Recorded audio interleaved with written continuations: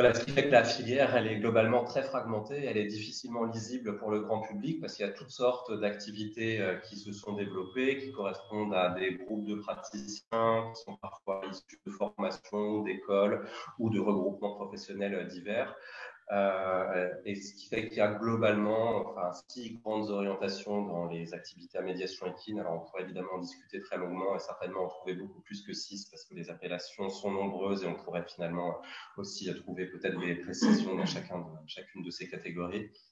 Mais voilà, pour faire simple, on a d'un côté l'équithérapie et la thérapie avec le cheval qui sont représentés par des fédérations, des réseaux professionnels et également des écoles qui forment dans ce domaine-là.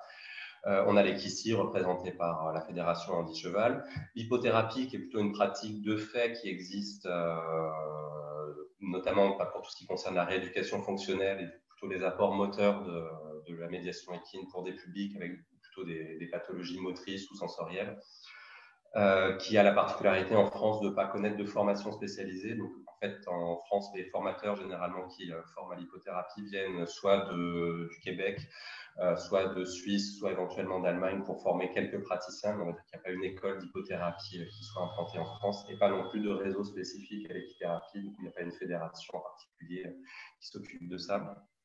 Le horse coaching dont on parlait avec les branches formation pour la partie coaching entreprise et plutôt les branches développement personnel. L'équitation adaptée qui existe depuis toujours avec la notion d'adapter l'enseignement de l'équitation à des publics avec des besoins particuliers. Et enfin, le gros champ inconnu, flou de la médiation équine, qu'on appelle, nous, les AEIT, les activités équestres à intention thérapeutique. C'est une façon de pratiquer en fait la médiation équine dans laquelle des praticiens du médico-social, notamment des professionnels qui exercent en institution, vont rechercher les chevaux auprès de structures équestres ordinaires, notamment montent des projets en collaboration avec des centres équestres et des moniteurs qui souhaitent travailler en collaboration.